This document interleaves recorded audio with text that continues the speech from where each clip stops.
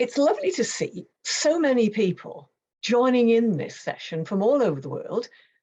And it's lovely to see some names that I recognise and even some of my former students. So welcome everybody. As Mark said, the Church of St Mary in Abergavenny has, well, probably Wales, certainly Wales's most important collection of monuments, and probably one of the most important in the UK for the sheer range of different styles of carvings that there are there. It's a former priory church, the priory of Benedictine Priory of St Mary in Abergavenny, and it has medieval tombs, the tombs of the de Breas and Hastings family, the lords of Abergavenny, including this really quite unusual wooden effigy of John de Hastings, the Lord of Abergavenny in the 14th century.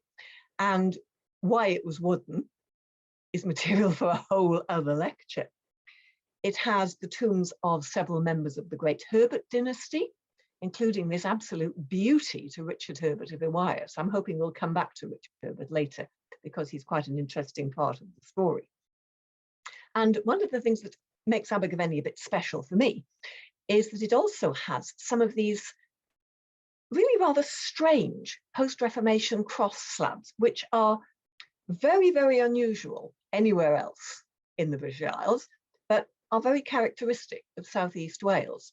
So, as Mark said, Abergavenny is an absolute must for a visit for anyone interested in the history of tomb carvings. But pride of place in the church, I think, goes to this: the effigy tomb of Gwladus V and William ap Thomas. It's dead centre in front of the altar in the south chapel of the Priory Church. Chapel which was eventually called the Herbert Chapel because it had so many tombs of their descendants in it. And it's an absolute beauty. It's a mid-15th century tomb. He died in 1445, she died in 1454. So we're bang in the middle of the 15th century, just before the civil wars, which we now call the Wars of the Roses, kicked off. So this is almost the lull before the storm. And the effigies are on top of this absolutely sumptuous and really quite unusual tomb chest. On the sides are apostles and prophets in pairs. And on the east end is this lovely panel showing the Annunciation, the story of the Archangel Gabriel coming to tell Mary that she is going to bear this amazing child. It's beautifully carved. You can still see traces of gilding and ornament on it. It's an absolutely sumptuous piece of work. I must admit, my own big interest is the iconography of the tomb chest. There are a lot of ideas going on there, which we won't really have time to explore this evening. But I have written them up in an article which is going to be published in the next Monmouthshire Antiquary. And once it's been published, I can put it on my university research website and I can post the link on the Church Monument Society's website. So keep an eye open for that if you want to know more about the actual thinking behind the imagery on the tomb. What we're concentrating on today is the story of the two people who are depicted on top. And their effigies are something pretty splendid as well. Effigies of this period are not portraits, but Gwladus V was said, she was described by the poets as a very beautiful woman. And I think there is an almost ethereal beauty about the carving of her face. She's wearing this very elaborate, embroidered and probably jeweled as well, butterfly headdress. She's dressed in court dress, a sideless surcoat, a sort of over tunic, wearing a mantle, and at the bottom, rather cute little detail this, not one, but two little dogs. They're sort of emblems of devotion and fidelity, but rather entertainingly and rather amusingly. They're biting the end of her mantle. Sir William ap Thomas is in armour which is pretty much bang up to date for mid-15th century. We don't know exactly when he was born, but it was probably sometime in the early 1380s. So by the time he died in 1445, he would have been quite elderly, and his fighting days would have been long past. Toby Capwell, who has written in enormous detail about the armour of English knights in the 15th century, has said that at a certain stage, men were actually described as being broken down by their armour. This stuff is phenomenally heavy. It supports you, but it also weighs you down. And at a certain stage, you simply couldn't cope with it anymore. So his fighting days were long past, but he's still wearing armour, which is pretty much bang up to date for the point at which he died. His helmet is what's called a great bassinet. You'll see I've put some of the technical terms down in the captions. And this is the standard armour for a knight, a fighting member of the elite of this period. It's got these decorative features on it. This sort of decorative garland here is called an awl. These decorative panels here are the vervel covers, and they're really quite they're just there for decoration at this period. They would have, with an earlier design of helmet, where you had a chainmail chin piece. That would have been bolted on there, and then these covers were put on to cover the ironwork. They're now really just there for decoration and to make him look a bit more important. There's another angle on the head showing how the chin protection works. There's always a bit of a trade-off in the armour of this period between protection and mobility. And this style of helmet, I think, probably goes for protection rather than mobility. But there we are, you had to be protected on the battlefield. Armour is not my strong point, so I'm leaning very, very heavily here on what Toby Capwell has written, particularly in a book called The Armour of the English Knight, 1400 to 1450, which gives you a great amount of detail and all that you really need to know about the armour on the effigies of this period.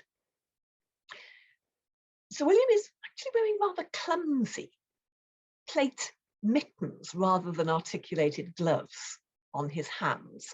But there again, this gave you more protection. His body armour is fashionably short, and it has these little articulated tassets at the bottom. They're there again to give you protection with mobility as well. And the thing that's most up to date is really a little bit niche, but the armour of his feet, they're called sabatons, you see I put the name down there.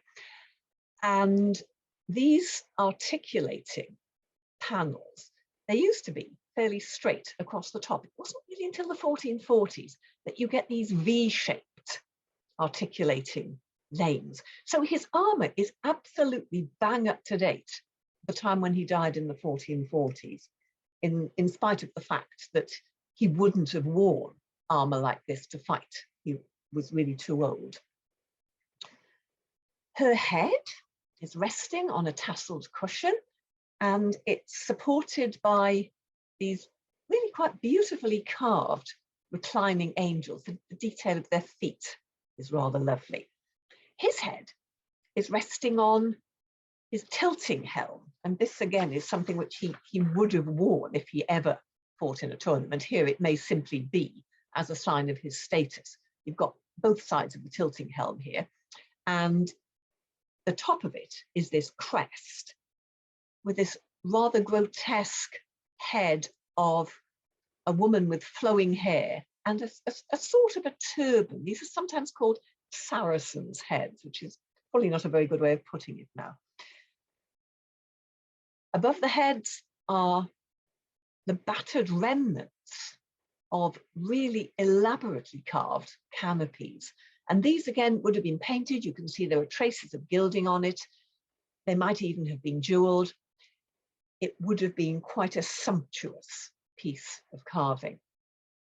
So who were this couple? And why did they have such a splendid tomb? as with so many medieval tombs, we can't actually say we are absolutely 100% certain who is being commemorated. There is no inscription. What is around the tomb chest now, this fillet, you can see, I think, quite clearly from this photograph, is modern replacement. These tombs were conserved to very, very high standard about 20 years ago. And some of the alabaster had to be replaced. So it's been made quite clear where the replacement is. And you can see this fillet around the top of the tomb chest is replacement. But what it replaced probably didn't have an inscription on it. Carved inscriptions carved into the alabaster are very, very unusual before the 16th century. What you might well have had is a fillet like this with a painted inscription. But that, of course, has long gone. So we're reliant on the descriptions of people who saw these tombs when they still had their paintwork. Richard Simons, for example, who was a cavalryman in the Civil War of the 17th century. He was part of Charles I's personal bodyguard. So he spent a lot of his time not exactly fighting, but going around with the king, being nice to the local gentry and trying to get them on the king's side. And while the king was wining, dining, and generally schmoozing the local gentry, I suppose most of his entourage probably went to the pub. Richard Simons went to the churches and recorded in enormous detail. This is very, very useful, the detail he recorded of what he saw. When he came to Abergavenny, he was very taken with this tomb, and he recorded the heraldry of it. And he said at his head, at Sir William ap Thomas's head, are two angels supporting a shield. And then he's got a very rough sketch, which it really wasn't worth my while showing you. Three lions, silver, the technical term, lions rampant argent, on a shield, which is divided per pale, is the heraldic term, with the colours are marked as G for gules, that's red, and B, which is presumably what he's using for blue, because the technical term for blue is azure, but that would have been confusing because letter A also stands for argent. So it's 3 lions in silver on a shield divided between blue and red. And that is the arms that were worn by Sir William ap Thomas's descendants who took the surname Herbert. Now, Richard Simons says, behind her head, that is behind Gwladus's head, and he's got another little sketch. It's a shield, a silver shield with a lion rampant sable, in other words, black, with a crowned oar. So you've got a silver shield with a black lion with a gold crown. And these were the arms borne by Gwladus Thie's father. Where are the shields now? They've completely gone. The west panel under the heads of the effigies is missing. When the antiquarian Octavius Morgan saw it in the early 19th century, what was actually patched in on the west end of the tomb instead was this post-Reformation cross slab head, which has now been repositioned on the floor of the church, and a plain alabaster panel has been put on the west end. So what happened to the shields that Richard Simons describes? Plenty of other antiquarian writers describe them as well. Why is that the bit that's gone missing? You would think iconoclastic damage would have been more likely to attack the side panels of the Apostles and Prophets, or really the panel of the Annunciation on the east end. And the only explanation that I can come up with, and this is pure speculation, is that a member of the family may have removed the heraldic panel from the west end of the tomb to put it in their house because it was their family coat of arms and a rather nice piece of carving. So that's possibly why that is the one piece of the tomb that's gone missing. So these arms which Richard Simons and so many other antiquarians describe are the arms which were borne by William ap Thomas's Herbert descendants and by Gwladus's father. And yes, they were borne by others as well. I mean, these are not the only two people to carry those particular arms, but the fact that they're both on the tomb together, the fact that the effigies can be pretty securely dated, mainly by the detail of Sir William's armour, means that William ap Thomas and Gwladus Lee are really the only possible candidates. Plus the fact that when Gwladys died in 1454, one of the most eminent Welsh poets of the period, Lewis Glyn Cothi, wrote an elegy for her in which he describes the tomb in some detail, mentioning, among other things, those rather unusual side panels of the apostles and prophets. So we can be fairly confident, I think, that what we have here is Gwladys Lee and her husband, William ap Thomas. So who were they? What kind of people were they? First up, I'm afraid this is not a love story. Probably a lot of you will know medieval marriage was a business relationship. Love had very little to do with it. Affection might come afterwards. If you were a peasant, you wanted someone who would be a good farmer. If you were a member of the landed gentry, as these two were, you wanted someone who was going to help you in your climb up the rather greasy pole of social advancement. So Elizabeth Blood's description of this pair in the publicity for this talk as a power couple, I think, is absolutely spot on. Now, a couple of weeks ago, when Moira Ackers was talking about the Farnham tombs, she made the point that you don't have to have a monument. An awful lot of people didn't. A lot of members of the aristocracy didn't. Members of the royal family didn't. So when you find a statement tomb like this, you do have to ask yourself the question, why? Why are they doing this? This couple had reasons for wanting to make a statement with their tomb. They are not exactly parvenus. They're not counter-jumpers, you know. But they are definitely on their way up the social and political ladder. And this tomb is part of their strategy for saying, we have arrived, possibly before they had quite arrived. Now, she, Gwladys, is the daughter of a man called Dafydd ap Llywelyn, otherwise known as Davy Gam. If you know your Shakespeare, if you know your Henry V, one of the heroes of Agincourt. But he's sometimes described, I'm not sure whether Shakespeare does describe him as Sir Davy, but he is often described as Sir Davy Gam. The truth is, he probably wasn't actually knighted. Adam Chapman, who was one of the military historians for medieval Wales, has made a very convincing case for saying that the legend of Dafydd ap Llywelyn's knighting on the battlefield of Agincourt is just that, a legend, a family legend to improve his daughter's pedigree. On the other hand, it has to be said, some of the poetry of the period does refer to him as a knight, so, you know, there may be room for doubt there, but Adam's arguments are fairly convincing. So Davy Gam, Dafydd ap Llywelyn, was a fairly minor landowner in North Gwent. And what he did was what a surprising number of Welsh people did. We find it in Wales, we find this one difficult to accept now. But not everybody supported Owen Glyndŵr when he rose in rebellion against the English king in 1400 to try to reclaim Welsh independence. There were plenty who, like Davy Gam, supported Henry IV against Glyndŵr. And he did quite well out of it. William ap Thomas, like Gwladys, came from a minor local landholding family.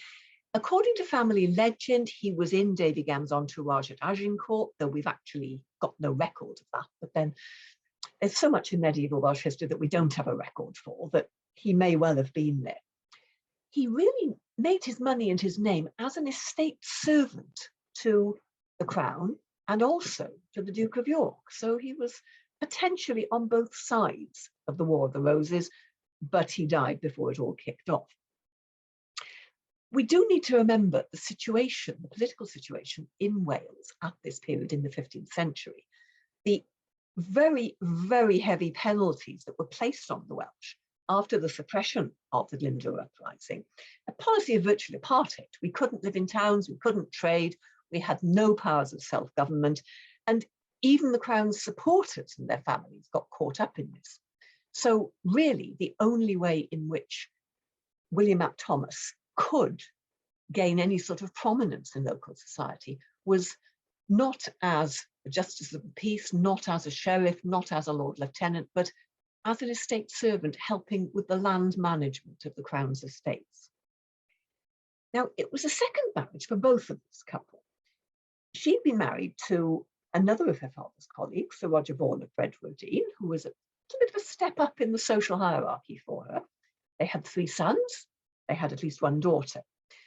William had been married to a woman called Elizabeth Blewett, who was the heiress to Raglan Castle. Now, here is Raglan as it appears now.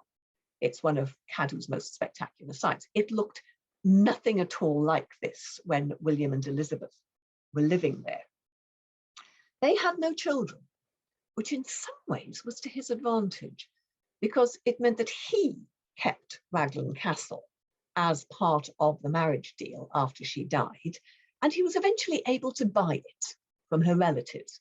If they'd had children, it would have gone to them and he would have been sidelined. So William is able to acquire potentially quite a useful piece of estate. And he and his son, another William who took the surname Herbert, set about rebuilding the castle. So what you see now is their work, one of the most imposing late medieval fortifications in Britain. So for Gwladus and for William, marriage was a crucial part of their strategies for climbing the social ladder. And they knew that putting their 2 family lines together was going to strengthen their campaign to elevate themselves socially. Gwladus, you see, was something of a key political figure behind the scenes in what was becoming an increasingly complex and conflicted political framework.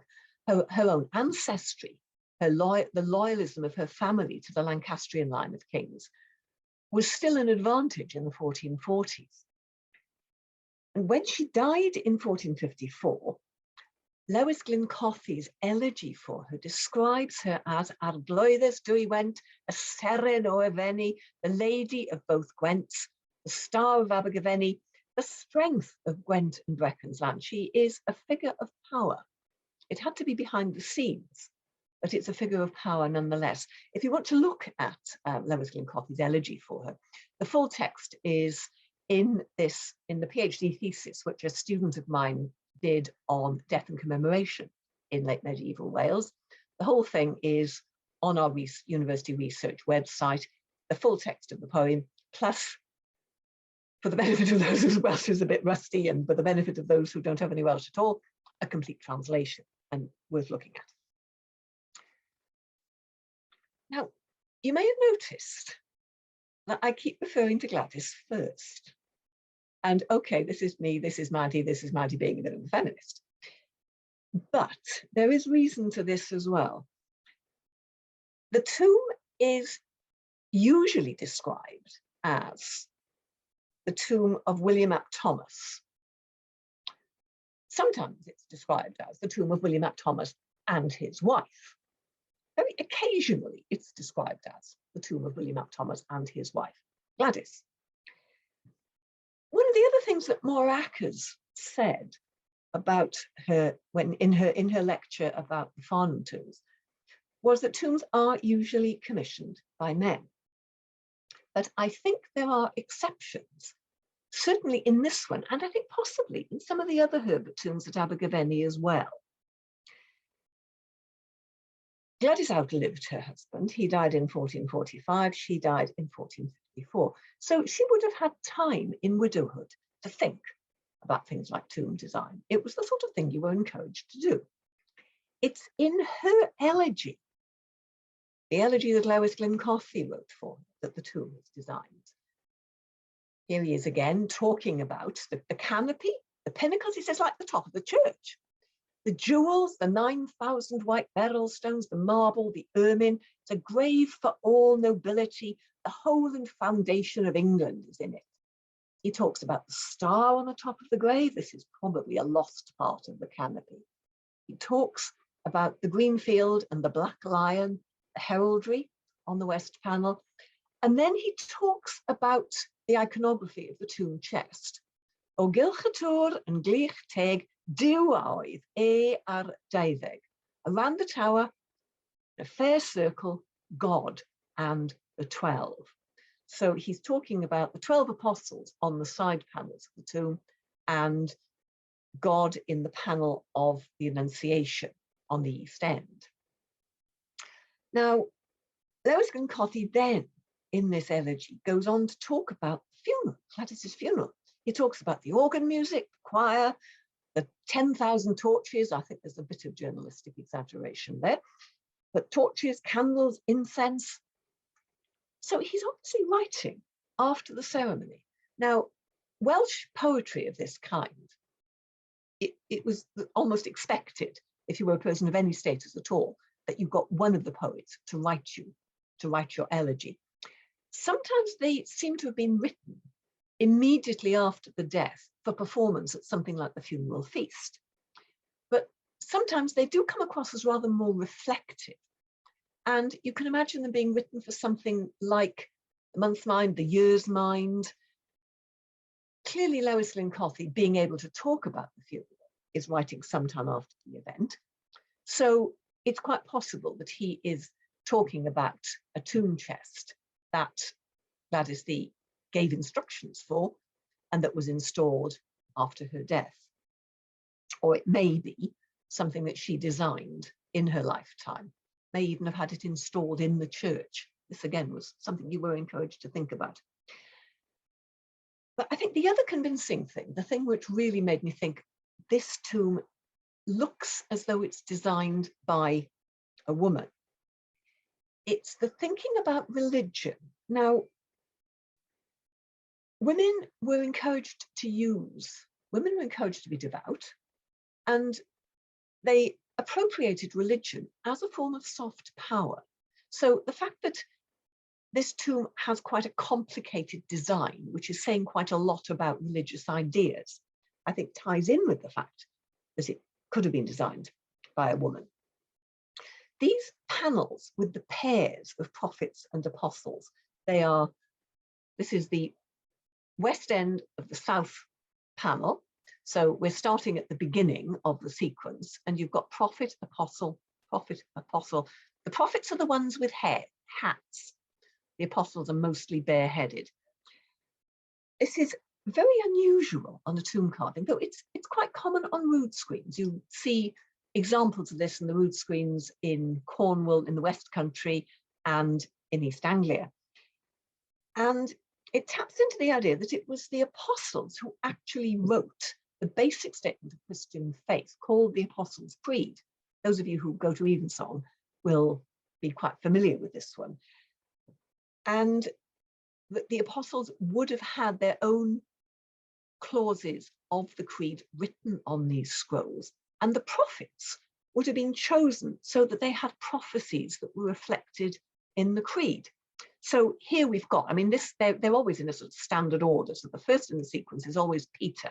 This is Peter, and his clause of the Apostles' Creed, the beginning of the creed, credo in Deum, patrem omnipotentem, creatorum caeli et terra. I believe in God the Father Almighty, maker of heaven and earth. And his corresponding prophet is Jeremiah, and he would have had painted on this screen a little bit out of his prophecy, patrem invocabitis qui fecit et condidit celos. You shall call him Father, who made and established the heavens. And then they go on, David and Andrew, Isaiah, with that very familiar, behold, a virgin shall conceive and bear a child. So this in itself makes you think someone here is thinking seriously about religious ideas about religion. They're not just thinking about power. But the real key, I think, is this. panel of the Annunciation on the East End. Absolutely beautiful piece of carving. The Archangel Gabriel, the lily symbolizing Mary's virginity, God the Father leaning out of a sort of heavenly balcony and blowing the dove of the Holy Spirit towards Mary. And almost always by this date, Mary is shown reading at a little desk. What was she reading? According to the devotional literature that describes this scene, she was reading that prophecy by the prophet Isaiah. Behold, a virgin shall conceive and bear a son.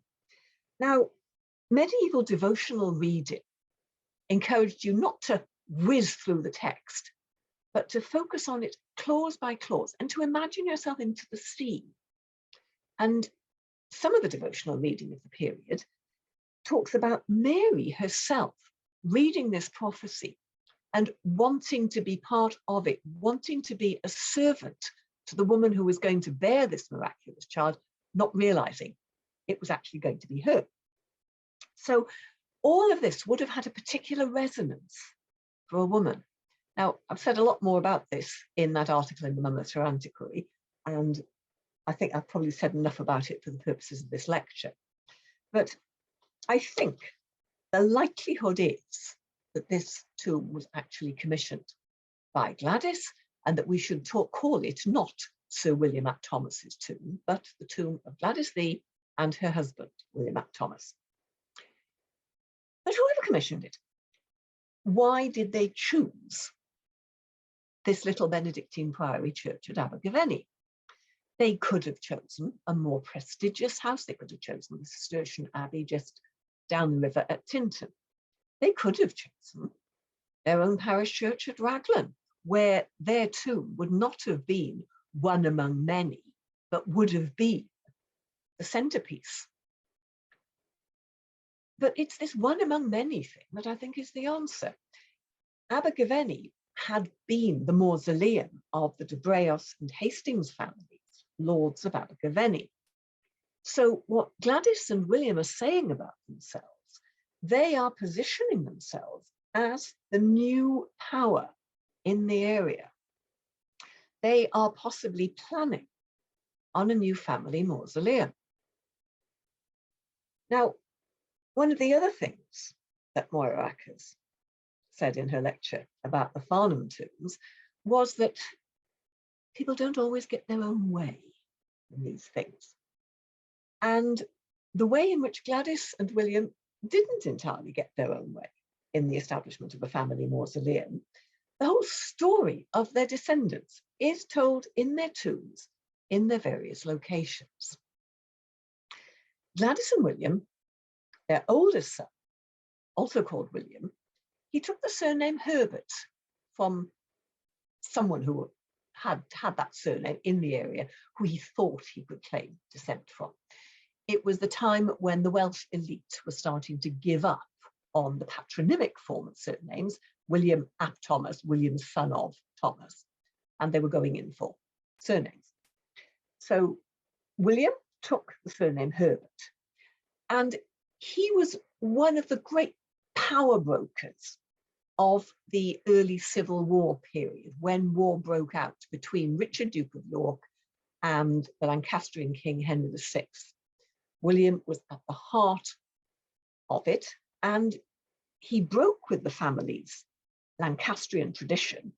He backed, first of all, Richard, Duke of York, and then Richard's son, who became Edward IV. And young William did very well out of this. He became Earl of Pembroke. His estates at Raglan were made into a marcher lordship for him. This gave him tremendous power, because the idea about a marcher lordship, you were really virtually an independent king. The thing about the Welsh March was that the king's writ did not run there. So if you were a marcher lord, whatever you did in English political life, you could retreat to your lordship in Wales, and technically they couldn't touch you. William was granted land all over South Wales. He was granted land in North Wales. He held major crown offices. He was one of the big players of the time. But in 1469, when another of the big players, the Earl of Warwick, Warwick the Kingmaker, unaccountably switched sides from York to Lancaster, William was sent off to Banbury to sort him out with the Welsh army. The battle at Agincourt went the other way. William and his younger brother Richard and one of his Vaughan half-brothers were captured and executed. William's will, which he made the night after his capture and the night before he was due to be taken out and killed, is an incredibly moving, poignant document. He is actually quite scared. He is gabbling, and he goes round and round and round the things that he wants people to remember, the things that have got to happen. He said he wanted to be buried at Abergavenny with his family.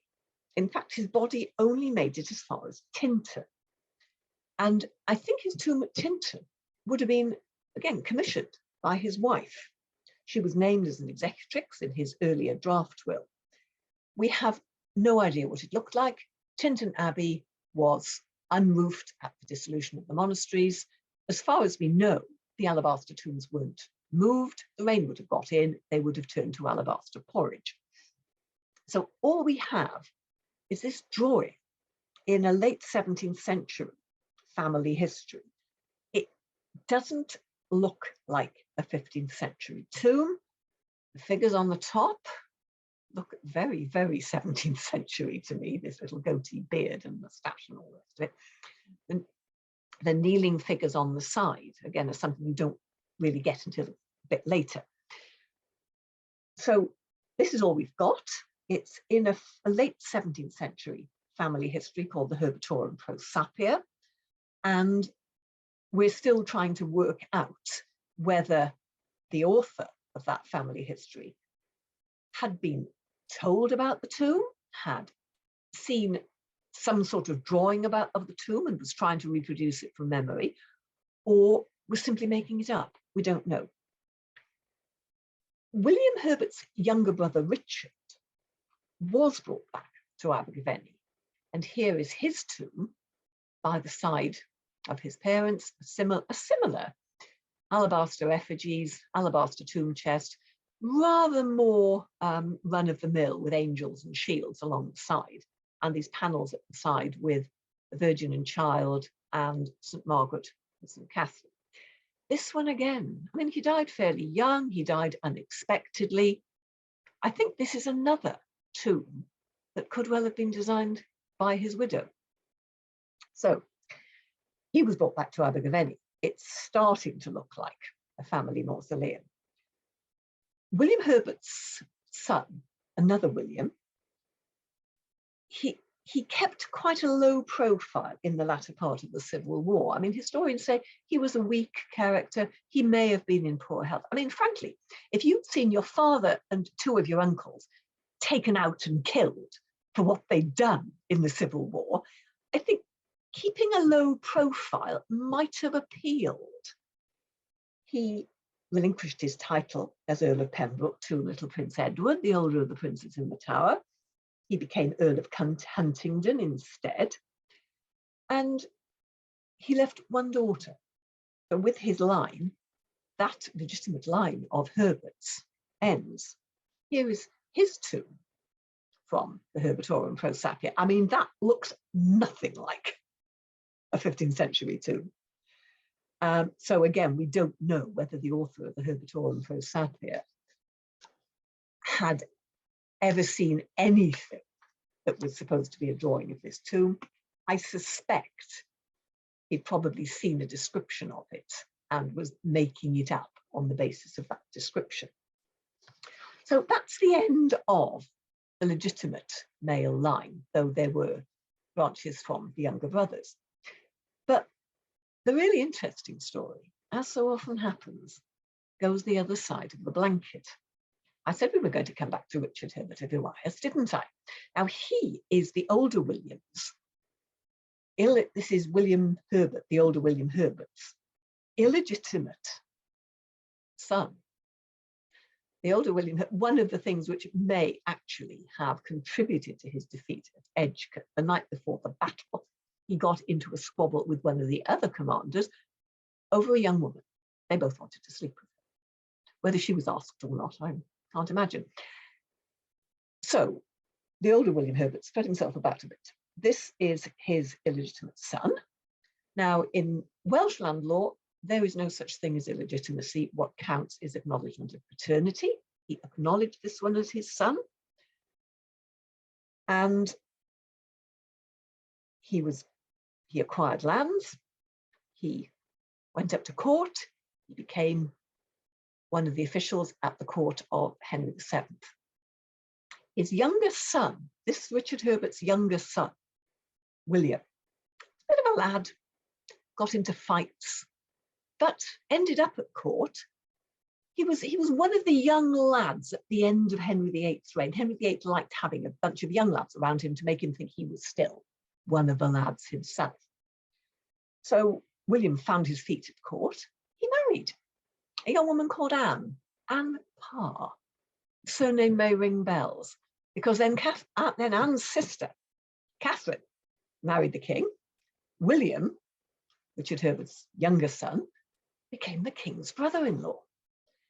And with political footwork you wouldn't believe, when Henry VIII died, William Herbert, young William Herbert, managed to insinuate himself into the council of the regency for Henry VIII's young son, Edward.